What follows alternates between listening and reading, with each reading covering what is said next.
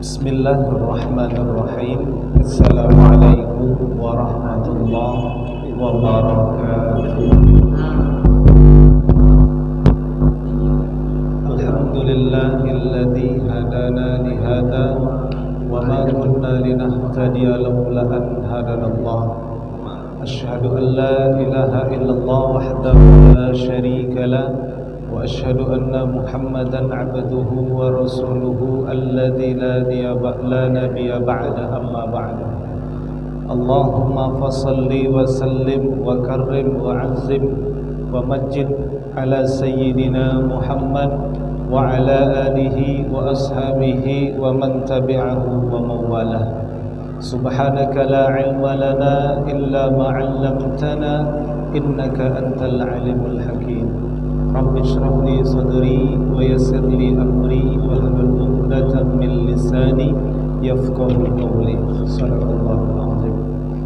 Bersyukur kepada Allah dengan ucapan alhamdulillahi rabbil alamin. Bersalawat kepada Nabi Muhammad dengan ucapan Allahumma salli ala sayyidina Muhammad wa ala ali sayyidina Muhammad. Allah Subhanahu wa ta'ala berfirman di dalam hadis qudsi, ya ibadi, wahai hamba-hambaku, law anna awwalukum wa akhirukum wa insakum wa jinnakum, sekiranya seluruh manusia dari awal diciptakan sampai akhir, begitu pula jin awal sampai jin akhir diciptakan, kanu ala atqa qalbi, keseluruhannya itu bertakwa kepada Allah, beriman kepada Allah dengan memiliki level takwa yang begitu tinggi.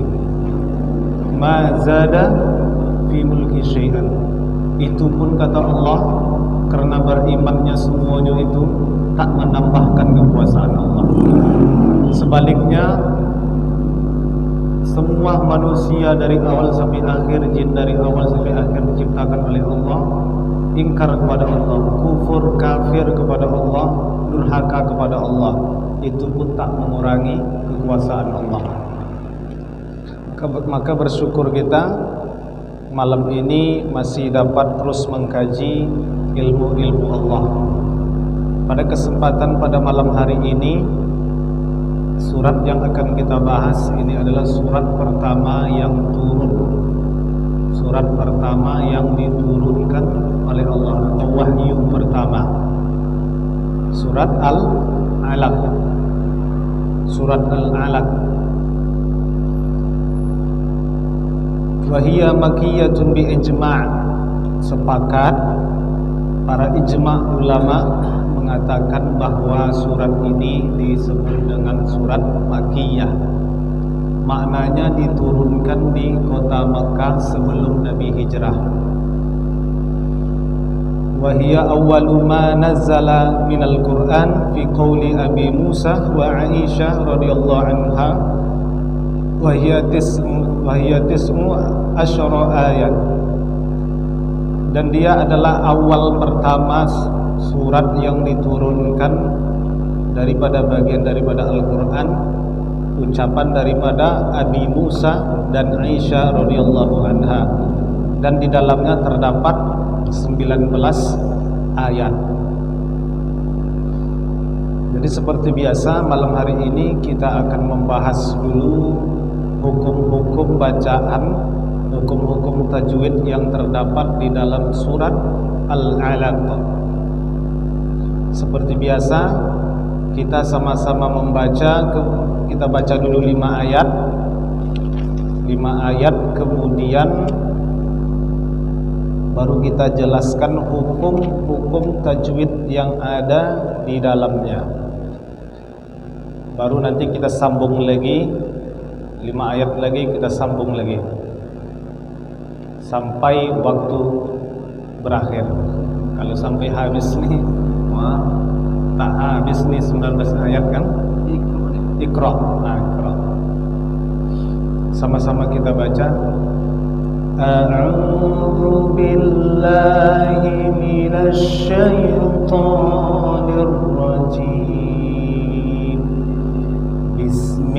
Bismillahirrahmanirrahim. Iqra bismi rabbikal ladzi khalaq.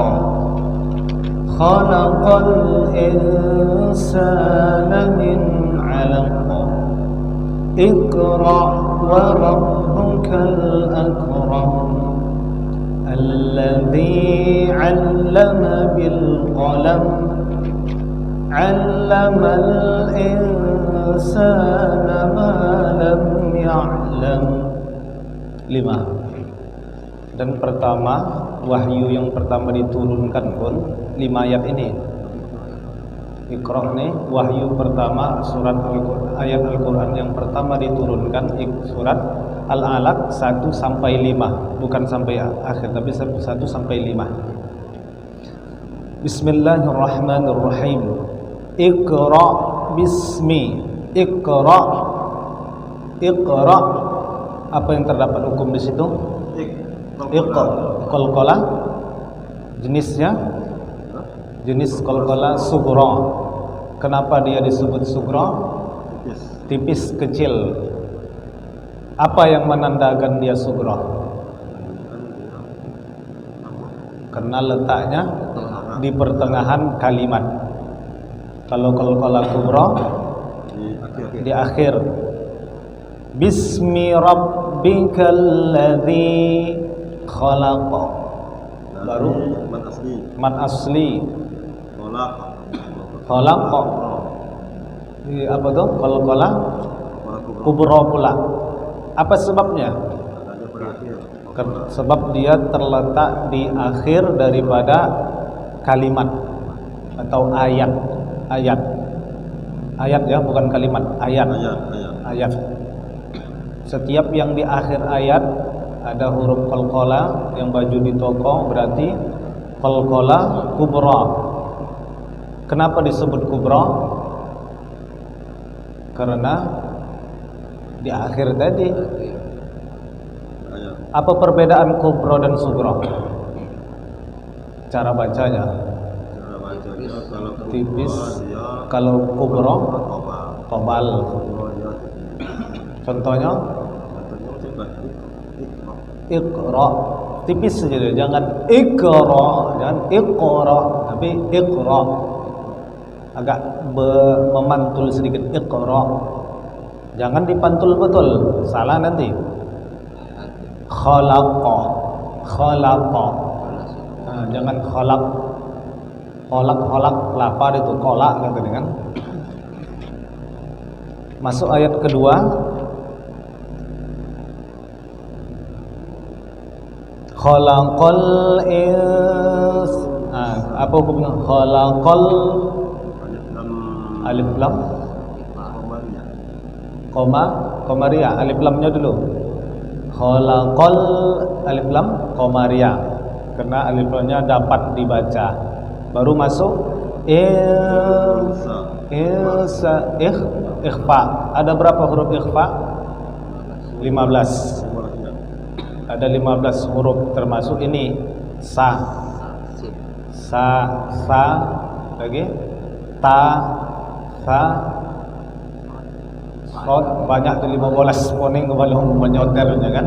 Yang penting selain huruf izhar, selain huruf iqlab, selain huruf idgham, adiolah tuh. Ada 15 huruf. Dan cara membacanya itu harus disamar-samarkan. Bukan samarkan. Samarkan di India. Samarkan kan. Tapi disamarkan. Agak disuwukkan sedikit huruf. Samarkan dia. Samarkan. Tapi ada ulama besar berasal dari Samarkan tadi. Ada ulama besar berasal dari Samarkan. Imam apa? Kata silap antara Imam Abu Daud atau At-Tirmidzi dari Samarkan. Ada juga pensarah hadis daripada hadis Sahih Tirmidzi. Samarkan juga ada. Samarkan ini tempatnya ulama-ulama. maka topat lagi itu menyebutkan samarkan, disamarkan suaranya. Min alaq, min alaq. Izhar halqi, halaq atau izhar haqiqi. Karena dia jelas. Berapa huruf izhar? 6. Ain, alif, ha, hamzah, ghain, ha bosa. Satu lagi kha. Kha, hamzah sama alif sama kan? Kha. Kadang kita mau lupa tuh silapnya di surat apa itu?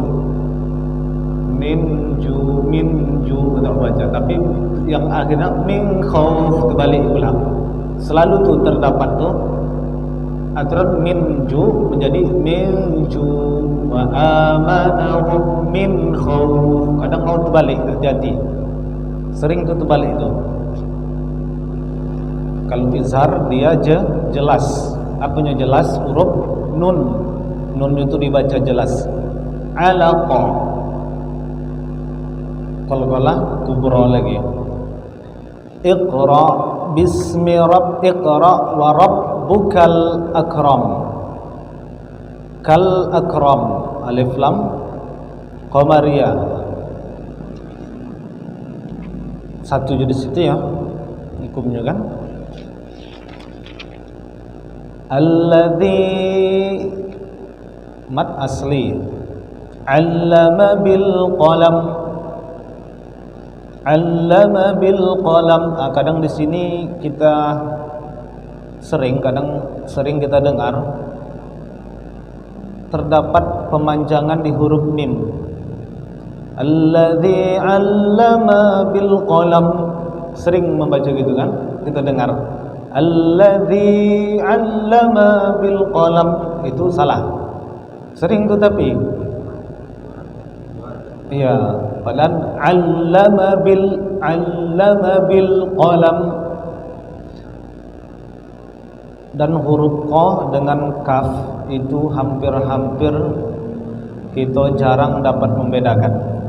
Sering tuh macam qalam ini tidak ada di tekanan di sini, di antara apa namanya? Masuk ke sini. Qalam agak ditekan ke dalam hidung. Qalam. Kalau kaf kolam. Kalau kolam itu bukan qaf. Huruf kaf yang dikokan sama dia. Qa dia seperti ada macam tumpat. Qalam. Qa. Sebab itu pun dia dapat dipantul. Kan di sini tuh. Iqqa. Nah, di situ menandakan dia hurufnya itu dimatikan. Aqqa. Nah, itulah qaf. Kalau ak kaf. Qaumin, kadang qaum. Sering kita menyebut qaumin, tapi qaum. Ada penekanan di hidung sedikit. Itulah perbedaan huruf qaf dengan ka. Memang kita nih mengapa payah menyebutkan huruf qaf itu dengan jelas. Yang pertama, perhatikan wudu ketika istinsak, menghirup air di hidung itu perlu. Nanti ketahuan itu orang yang tak dapat menyebutkan huruf qaf berarti tak betul istinsak itu. Malas dia menyebutkan qa dengan betul karena terasa dia sakit di sini, macam agak-agak pedih gitu. Tapi ketika orang yang sering istinsak masuk ke dalam air kemai, iqqa, sadap aja menyebut qaf. Satu lagi, orang barat tak bisa menyebut qaf. Qaf ni tak bisa menyebut. Damaskus, dia menyebut Damaskus. Bahasa Arab itu ad-Dimashqi, pakai qaf. Ad-Dimashqi. Maka mereka sebut Damaskus, tak bisa menyebut huruf qaf. Penyebabnya adalah karena makan B2. B2 tu mengganggu pernapasan hidung, mengganggu pernapasan hidung dan tenggorokan. Bagi yang pernah memakan, yang muslim lah, selain yang apa kan, yang muslim, ketika pertama kali dia tak sengaja makan itu B2 itu, pasti ada masalah sedikit di hidung dan di sininya. Pasti ada masalah sedikit. Tahu aja Ustaz, pernah merasa gayo nih kan katorahan. Memang begitu, pokoknya setiap yang tak pernah makan daging B2 itu sekali makan terasa dia mengganjal pas ditelan. Sebab orang makan itulah payah menyebutkan huruf qaf. Inilah misteri huruf qaf. Satu lagi huruf do. Tidak bisa orang-orang itu menyebut do. Payah menyebut. Jadi pantas kita tengoklah postur daripada B2 itu punya leher atau tidak? Tak ada leher. Tak ada. Misteri kan? Misteri di situ. Lain kali kita bahas masalah itu. Qalam, bil qalam, apa di situ? Alif lam qamariyah. Bil qalam, bilnya itu alif lam qamariyah. Allamal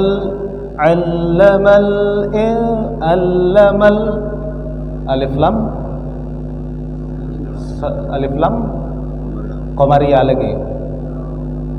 Kalau dia tidak bisa, kalau dia dapat dibaca alif lamnya qamariyah, kalau tidak bisa dibaca samsiyah. Contohnya al-qamariyah, asy-syamsiyah. Itulah contohnya. Insan, apa di situ? Ikhfa hakiki, bisa disebut ikhfa hakiki. Memang dia letak hakiki itu maknanya benar, ikhfa benar-benar yang disamar-samarkan. Ma lam ya'lam,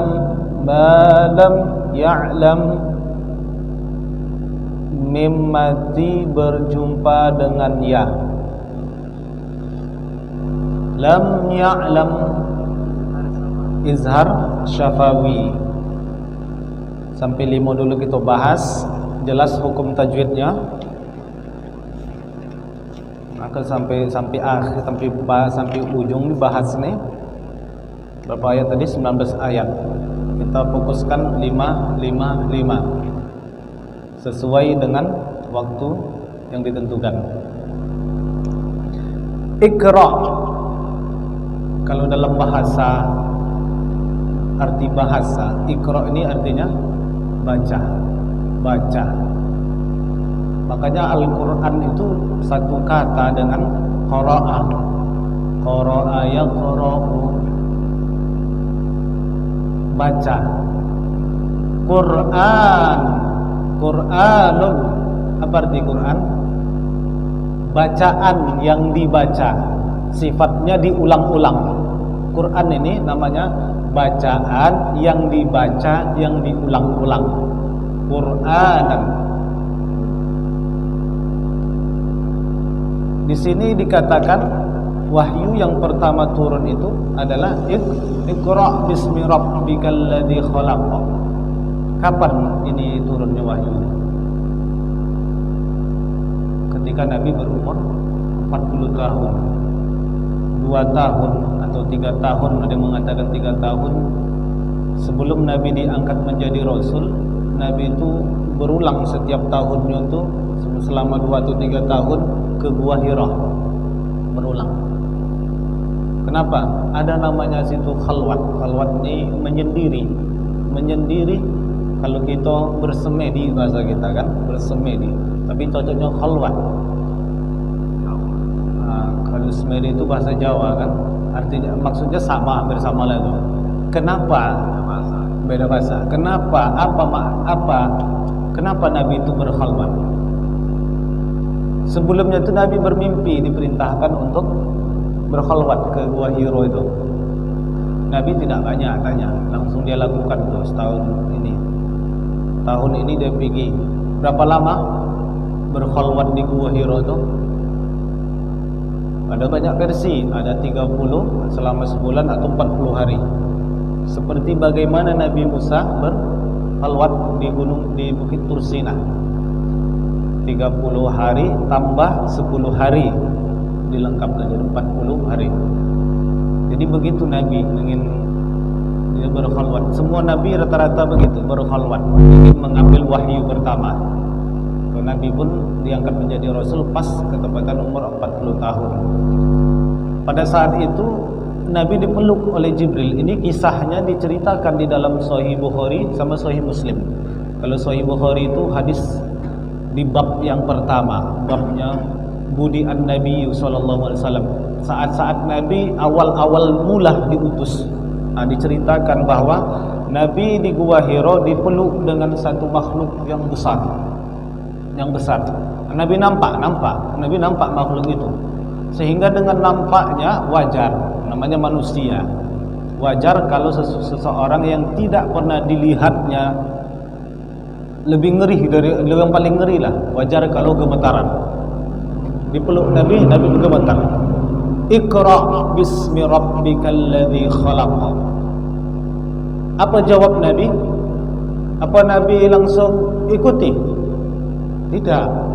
Nabi jawab, ma ana biqari. Dalam Sahih Bukhari, ma ana biqari. Aku tak tahu membaca, kata Nabi. Aku tak tahu membaca. Iqra, diulang sampai 3 kali. Iqra bismi rabbikal ladzi. Ma ana biqari, ma ana biqari. 3 kali Nabi ulang dengan pernyataan yang sama. Kita lah seandainya diinterogasi oleh Intel, baca itu, aku tak tahu baca. Ketika kedua kali dia menanyakan, dia perintahkan baca, mungkin kita agak berubah. Tak bisa, agak berubah bahasanya. Ketiga kali dibaca, sikit aja yuk kita kan. Tapi kalau Nabi 3 kali dipertanyakan oleh makhluk yang besar yang memeluk itu sampai gemetaran, Iqra ma ana biqari, ma ana biqari. Konsisten Nabi menjawab, aku tidak bisa membaca. Apa makna daripada jawaban Nabi itu? Bahwa Nabi memang benar-benar buta huruf. Jadi ada yang berpendapat, katanya ada yang berpendapat bahwa siapa bilang Nabi tidak buta huruf? Dia memakai istilah seperti ini. Dia buat cerita, Iqra, bacalah. Jawab Nabi, ma ana biqari. Memang pada saat itu apa yang hendak dibaca, katanya. Quran tak ada. Ini pendapat yang menurut para ahlu sunnah wal jamaah tidak sesuai. Karena dalam konsistensi Nabi menyebutkan ma'an Nabi Qori, tegas, lugas bahwa Nabi memang tidak dapat membaca. Dalam Al-Quran disebut An-Nabi Ummi. Apa artinya itu? Nabi yang ummi. Ummi itu kalau bahasa awak wong pelosok, gitu lah, wong pelosok, wong kampung betul. Kalau bahasa Arabnya itu badui, berarti artinya buta huruf. Tak tahu guys. Nabi itu memang buta huruf. Apakah buta huruf itu menjadi hinaan atau celaan bagi orang? Pada saat itu buta huruf ini bukan menjadi hinaan. Sekarang kalau orang buta huruf baru jadi hinaan. Baca tak tahu, wah tak sekolah kamu. Kalau dulu tidak. Buta huruf itu bukan menjadi hinaan. Memang rata-rata Arab itu tak tahu baca tulis. Hanya orang-orang tertentu yang bisa baca tulis. Nabi tak pernah menulis surat. Dia suruh Abu Hurairah, dia suruh yang lain untuk menulis. Menandakan Nabi tidak bisa baca tulis. Titik. Ulama ahlu sunnah wal jamaah sepakat bahwa Nabi tidak bisa baca tulis, buta huruf. Itulah mukjizat Nabi, tidak bisa baca tulis. Mukjizat. Seandainya Nabi Muhammad pandai baca tulis, pasti tuduhan Al-Quran ini datangnya dari Nabi, karena dia orangnya pandai baca tulis. Bagaimana mungkin seorang yang buta huruf membawa Al-Quran, menyampaikan Al-Quran? Orang yang buta huruf tak tahu baca tulis menyampaikan Al-Quran, itu mukjizat Nabi. Jadi kalau ada orang yang menyangkal bahwa Nabi tidak buta huruf, jawab, itulah mukjizat Nabi buta huruf. Sepakat ulama ahlu sunnah wal jamaah. Kalau ada yang mengatakan bisa baca tulis, berarti kita bertanyakan. Jelas daripada hadis Sahih Bukhari tadi, ma ana biqori, aku tidak tahu baca tulis sama sekali, kata Nabi. Tegas dia katakan. Itu yang pertama. Maksud udah riwayatin pula. Yang kedua, yang bisa kita ambil pelajaran daripada ini, Iqra bismi Rabb, bacalah dengan nama Tuhan. Tuhannya siapa? Tuhanmu. Nah, Jibril saat itu mengatakan, ya Muhammad, artinya gini, ya Muhammad, bacalah dengan nama Tuhanmu yang menciptakan. Maksud yang kedua adalah Imam Qurtubi menyebutkan maksud daripada Iqra bismi rabbika udzukur bi ismihi. Udzukur bi ismihi, sebutlah dengan nama Tuhan. Siapa itu? Allah. Maka setiap buku, kitab-kitab, bahkan surat diawali dengan bismillah. Perintahnya itu sebutlah nama Tuhanmu di setiap awal. Iqra, bacalah Tuhanmu. Itu makna yang lainnya. Alladzi khalaq, yang menciptakan. Ada berganding dengan Allah tadi, sandingkan dia, nama dia, bacalah dengan nama Tuhanmu. Itu baca dengan nama Allah, bismillah, itulah dia kan. Khalaq, yang menciptakan. Siapa yang diciptakan di sini? Manusia. Muhammad pertama, Muhammad. Berarti ada apa? Kenapa di sini Allah kuatkan dengan khalaq, yang menciptakan? Allah ingin menunjukkan bahwa besarnya Allah. Ayat selanjutnya, khalaqal insana min 'alaq, yang mana manusia tadi diciptakan min 'alaq. 'Alaq apa artinya itu? Fikri, segumpal darah. Awal mula manusia ini diciptakan dari itu air. Tak pantas disebutkan ya kan?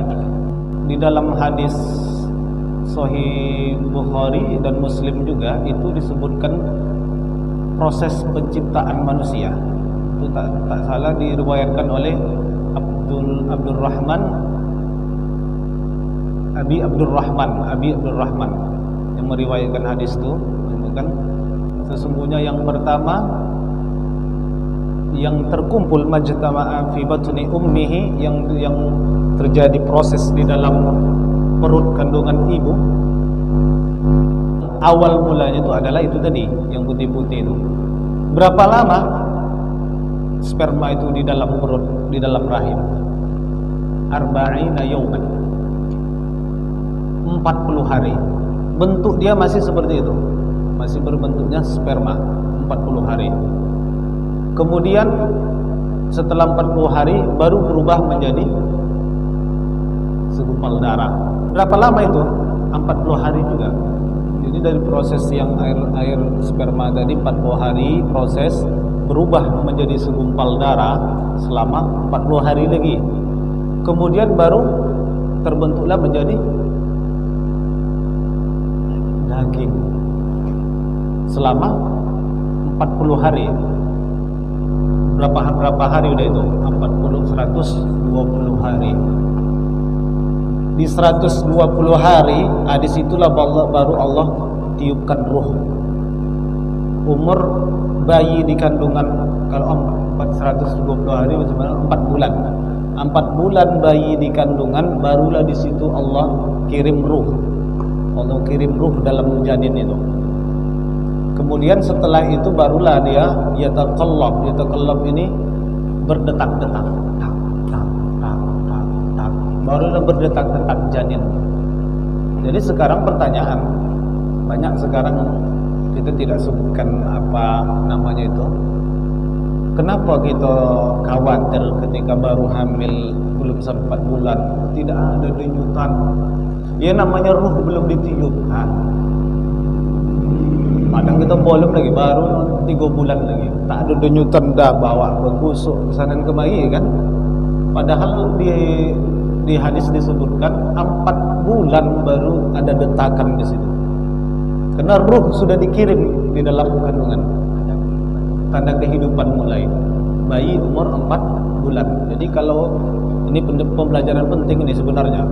Kalau kita punya istri sebelum 4 bulan dia sudah hamil, 4 bulan dia sudah hamil, tapi belum sampai 4 bulan ya.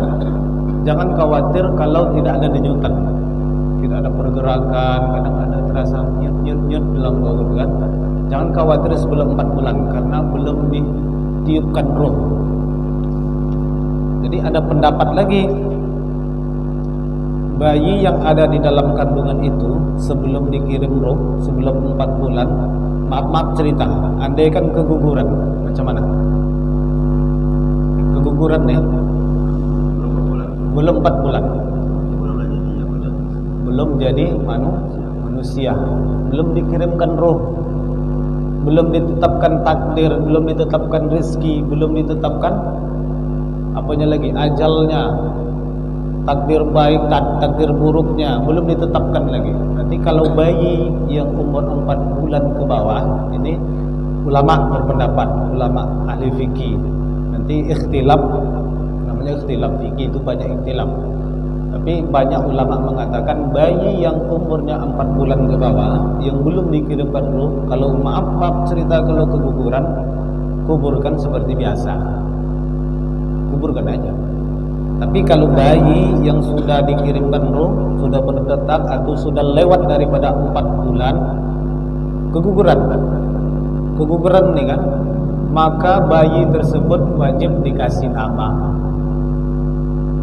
Itu dilakukan pemakaman seperti orang manusia, walaupun baru 4 bulan lebih, karena dia sudah dititipkan ruh sudah masuk. Kalau seandainya pun keluar mati, nanti udah masuk ruh itu ke dalam, harus dikasih nama dan dimakamkan sebagai seorang muslim. Yang kafir terserahlah kan, yang muslim dikalayaknya seperti muslim, begitulah dibuat.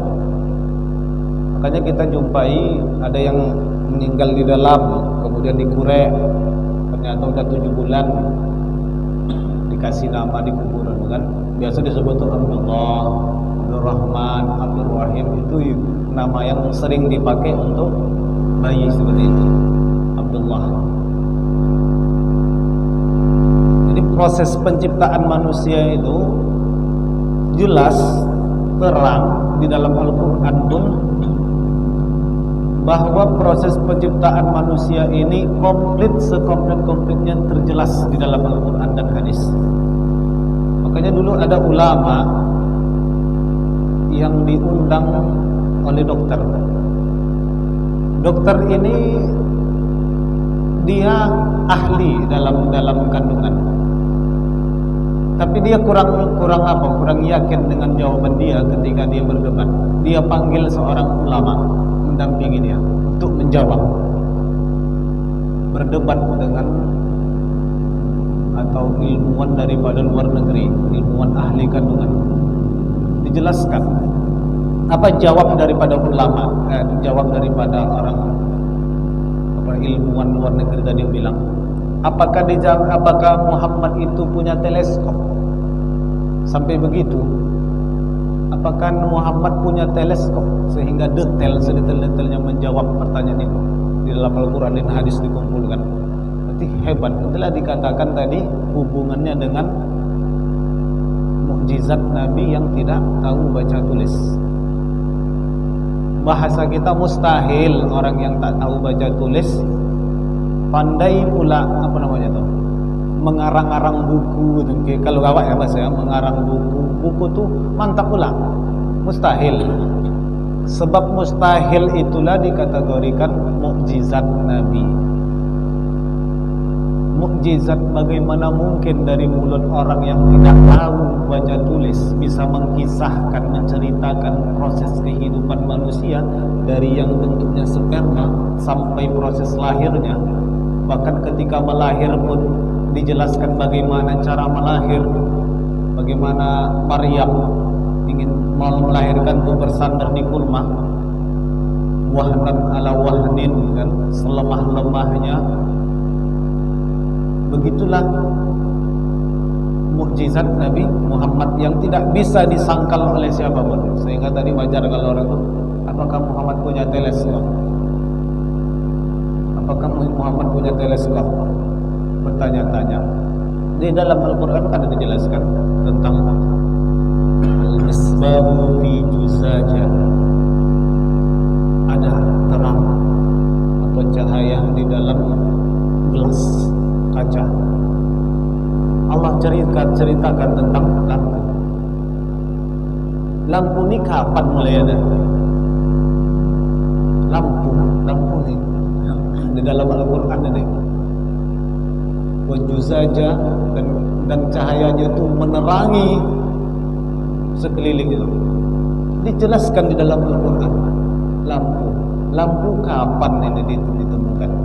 Zaman Nabi Muhammad lampu belum ada lampu, masih pakai obor, pelito yang tak berkaca lah, obor lah itu yang diletak di dinding. Tapi Al-Quran Nabi menceritakan tentang lampu ini diciptakan. Jadi siapa pembuat lampu pertama nih? Siapa pembuat lampu pertama nih? Kalau bukan dia orang yang baca Quran, pasti dia orang yang pakar Quran, menciptakan lampu. Tapi kadang kalau bahasa kita ciplak, ciplak itu ganti nama, biasa terjadi seperti itu untuk menurunkan Islam. Di ayat kedua tadi, bacalah dengan yang manusia diciptakan dari segumpal itu tadi.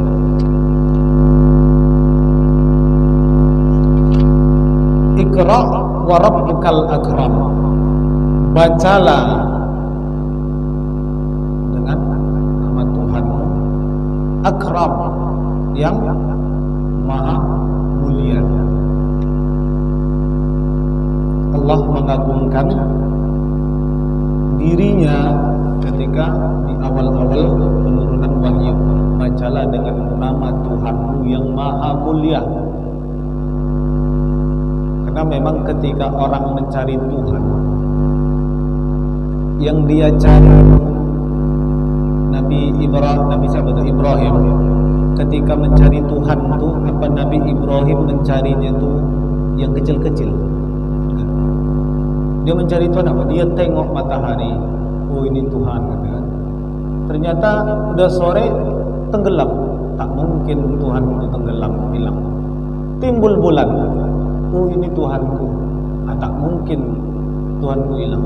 Jadi dimulai daripada yang besar-besar, yang agung-agung. Seseorang mencari Tuhan itu dimulai dari yang besar-besar. Bahwa sebenarnya di dalam diri manusia itu mengakui Tuhan itu maha besar. Mengakui Tuhan itu maha besar. Kita lihat bagaimana perbedaan agama terhadap Tuhannya. Itu kalau kita sering nonton film India. Setiap film orang itu pasti libatkan ada Tuhan di dalam itu. Contoh, udah kalah dia nih anak mudanya itu bertumbuh lemas, pangsan. Yang menyemangati dia pas mau bangkit itu pasti Tuhan. Ada terbayang-bayang dia di dalam lamunan pas bangsan Tuhannya itu, kata siapa namanya itu kan, bangkit timbul kekuatan. Begitulah kecintaan mereka kepada Tuhannya sehingga membesarkan dan menanamkan di dalam hidup mereka itu bahwa betul-betul ada campur tangan Tuhan di dalam hidup ini. Malah kita terbalik, orang yang mengaku bumi ini ciptaan Allah, alam semesta ciptaan Allah, tapi tak mengakui, bukan tak mengakui, tak sadar bahwa kebesaran Allah itu, kemuliaan Allah. Sementara orang yang ingin mencari Tuhan tadi, hati nuraninya tetap akan mencari pertama yang paling tinggi, yang paling mulia, yang paling agung. Makanya Allah katakan di sini akram. Allah ingin tunjukkan betapa besarnya, betapa mulianya di Allah itu. Alladzi 'allama bil qalam, yang mana Allah itu 'allama bil qalam, mengajarkan manusia dengan qalam. Qalam ini seperti pena. Dalam Al-Quran ada disebutkan juga itu di surat, di ayat Luqman ayat ke-27 disebutkan walau annama fil ardi min sajaratin aqlam,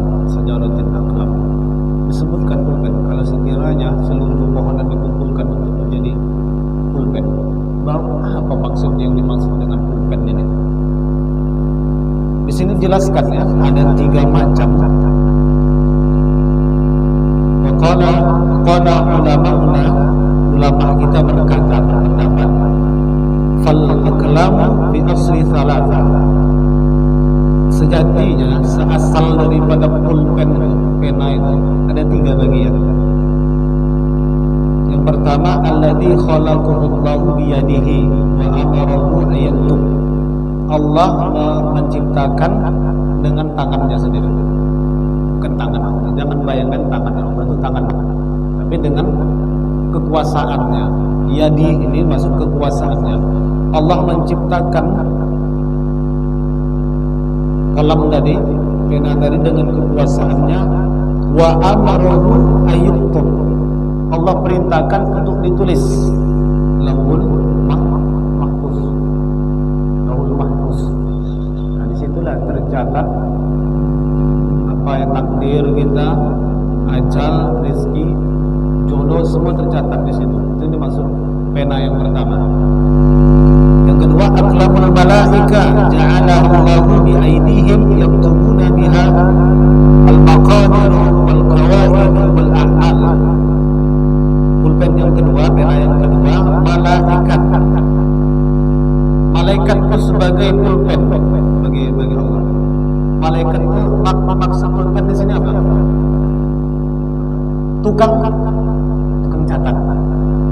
Aqlamul malaika ya ja'alahu Allahu bi aydihim, Allah menciptakan dari mereka itu, malaikat itu tadi, dengan tangan-tangan mereka itu, yaktubun, malaikat tadi menulis, yaktubuna bihal maqadir, yang segala yang telah ditetapkan Allah, wal kawain, yang dijadikan Allah dari yang tidak jadi menjadi jadi, dicipta apanya itu, wujudnya itu, atau bahasa kita terjadinya itu, wal a'mal, amal perbuatan manusia.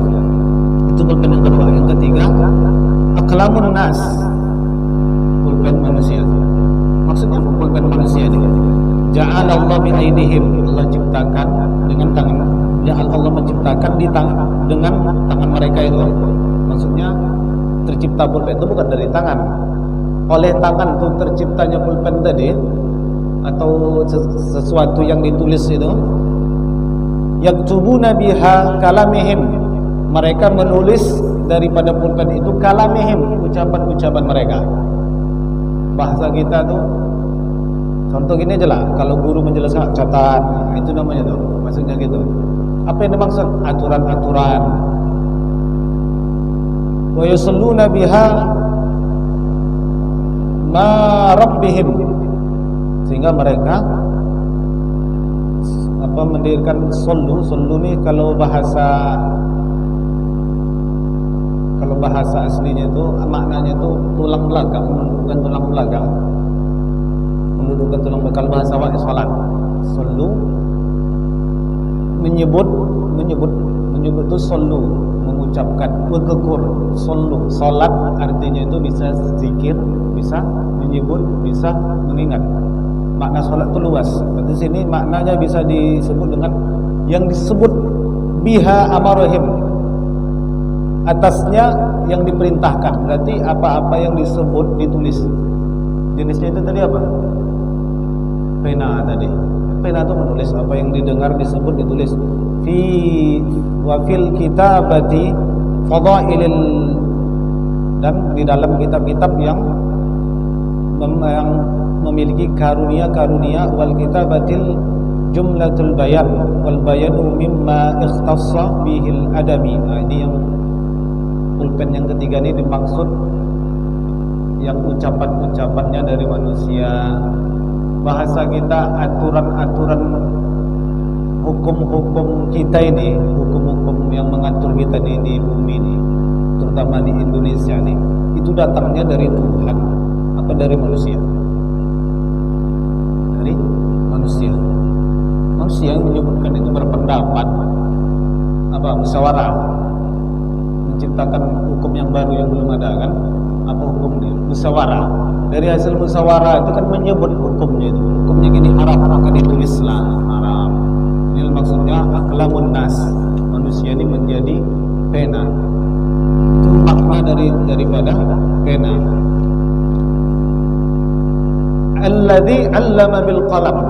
Yang mana? 'Allama bil qalam. Yang mengajarkan dengan pena itu. Bahwa di dalam kehidupan ini yang dimaksud makna ini adalah ilmu sebenarnya. Ilmu yang tertulis. Apa itu? Yang tertulis. Ini Al-Qur'an, ilmu-ilmu Allah yang sudah dititahkan, sudah diabadikan di dalam kitab-kitab. Itu hanya segelintir ilmu sebenarnya, bukan semua ilmu. Banyak ilmu yang lagi yang belum tercatat. Manusia nih setiap hari ada penemuan terbaru, ada ilmu-ilmu baru yang dapat. Inilah kehidupan manusia yang mengajarkan manusia bahwa Allah lah yang mengajarkan manusia. Surat Al-Baqarah ayat ke-30 kalau tidak salah. Coba Al-Baqarah ayat 30. Wa 'allama Adama al-asma'a, 30 atau 30 sampai 32 itu. Al-Baqarah.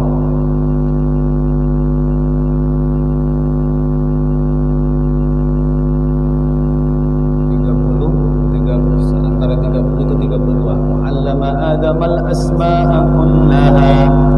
Dan Allah mengajarkan kepada si Adam asma'a, nama-nama, kullaha, semuanya. Ya 30. Nah 30 kan? Allah mengajarkan kepada Adam nama-nama semuanya. Wa 'araduhum 'alal malaika, lalu ditunjukkan kepada malaikat. Ditunjukkan kepada malaikat bahwasanya ilmu-ilmu itu diajarkan oleh Allah Subhanahu wa taala. Jadi timbul satu hadis mengatakan may yuridillah bihil khair, siapa orang yang Allah kehendaki kebaikan untuk dirinya. Siapa orang yang Allah kehendaki seseorang itu untuk kebaikan, may yuridillah bi khair yufaqihu fid din. Allah pahamkan dia ilmu agama. Allah pahamkan dia. Pahamnya di sini maksudnya apa? Kembali kepada ilmu tadi. Bahwa manusia ini diciptakan dari mulai Nabi Adam sampai kita, dari proses penciptaan itu semuanya terkandung ilmu-ilmu yang banyak di dalam. Ilmu semua Allah yang mengajarkan. Allah mau menunjukkan akram tadi, kemuliaan Allah Subhanahu wa taala. Satu ayat lagi ya. Jamnya udah sampai jam 9, hampir 1 jam. 'allamal insana ma lam ya'lam. 'Allamal insan, dialah Allah, 'allama yang mengajarkan, al-insan manusia. Al-insan ini mufrad, satu manusia. Ma lam ya'lam, dari apa-apa yang mereka belum ketahui. Lam di sini artinya belum. Ya'lam, diketahui. Kenapa tidak katanya ma la ya'lam, yang tidak dia ketahui? Bahwasannya dari kalimat ini pun dijelaskan bahwa kita belum mengetahui. Ilmu itu banyak. Kenapa belum kita? Kenapa tidak dapat? Belum dapat. Maka istilah tidak ada namanya orang yang bodoh. Tak ada orang bodoh yang ia namanya belum tahu. Maka salah kalau kita mengatakan anak tuh, bodoh kali kau. Dia belum tahu. Banyak orang dulu yang kecil-kecil, mungkin kita lah sebagian, bodoh. Dulu saya pernah sama dosen bahasa Inggris. Dari mana kau kata? Bodoh kata dia. Wah, sakit betul hati. Sakit betul hati. 2 minggu kemudian tunjukkan. Bisa aku bahasa Inggris ya kata dia. Itulah akibat bodoh tadi. Manusia ni bodoh tu bukan sifatnya manusia sebenarnya. Bukan. Karena dia lam ya'lam, belum tahunya, belum dapat dia lagi. Kalau sudah dapat, entar. Kodrat manusia di dalam ayat ini disebutkan lam ya'lam, manusia itu sebenarnya tidak ada yang bodoh. Sebodoh-bodoh manusia, maaf, makan bahasa bodoh pula pakai. Manusia idiot tuh, idiot. Tahu tak dia cara makan? Masih pintar tuh. Kategori bodoh itu tak tahu apa-apa. Tidur pun tak tahu, itu bodoh. Tak ada orang yang bodoh. Semuanya pintar. Maka kalimat bodoh ini sebenarnya dibuang. Cocok disandingkan sama Abu Jahal aja lah. Bodoh Abu Jahal. Bahwasannya manusia belum mengetahui, maka Allah mengajarkan daripada yang belum mereka ketahui. Jadi yang pastinya man la syaikhun fasaitun syekhuhu, siapa yang tidak memiliki guru dalam belajar maka setanlah guru itu. Betapa pentingnya ilmu itu. Siapa yang tidak belajar dengan guru, setanlah gurunya. Itu lagi Google dibukanya kan, maulid kita tanya di sini. Soalnya,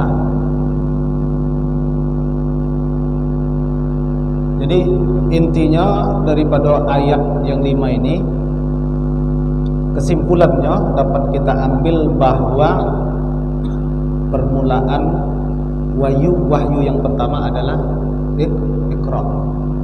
Yang kedua, bahwa Nabi menekankan ma ana biqari, 3 kali Nabi ulang di dalam Sahih Bukhari. Nabi menyatakan dirinya tidak tahu baca tulis. Yang ketiga, sebab tidak tahu baca tulis itulah wahyunya, itulah mukjizat Nabi. Kemudian yang keempat, pelajarannya itu bahwa manusia ada dengan proses, bukan langsung jadi. Bahwa dengan proses itu tadi 40 hari baru digigit ruh.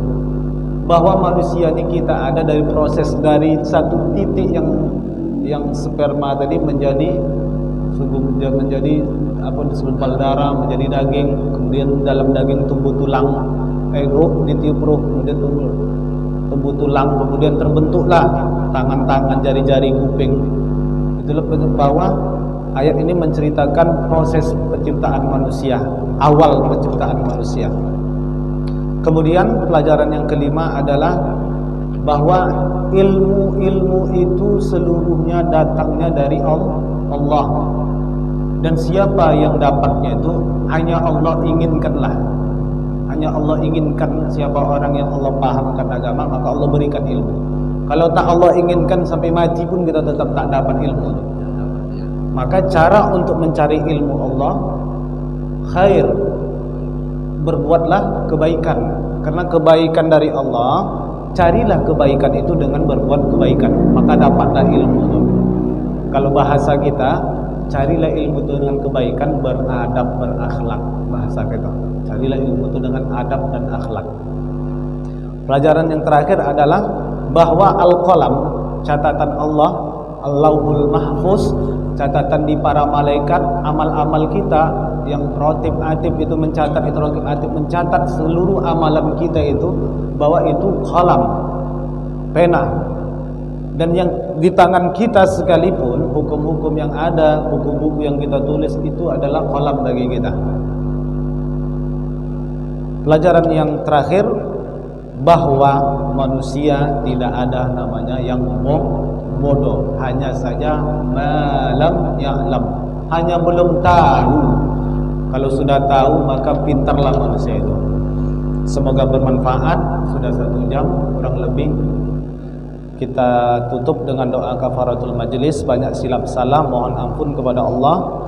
Subhanakallahumma wa bihamdika asyhadu an la ilaha illa anta astaghfiruka wa atubu ilaik. Akhirul kalam, wassalamu alaikum warahmatullahi